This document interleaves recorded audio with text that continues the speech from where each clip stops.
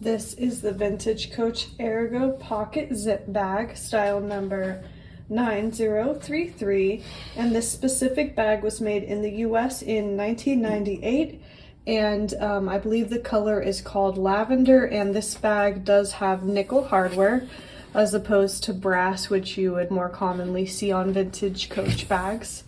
So I'll go ahead and show you what the bag itself looks like now. So as you can see, this is the front of the bag, and it does have this nice large slip pocket here on the front. And then here's what the side of the bag looks like.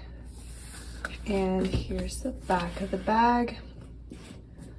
And as you can see, this is a shoulder bag. It does have a shoulder strap.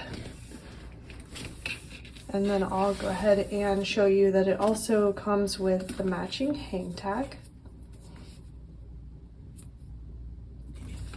And then it does have also a zip closure up top here. And then when we open the bag, it also has a slip pocket here on the inside. Well, you can pull it out I'll show you. So here is that pocket. You could obviously put something back here in this little slip pocket, and then it also has the creed, so you can see that the bag is authentic, and it also has this little FS stamp, which I believe stood for final sale when it was sold in the store originally.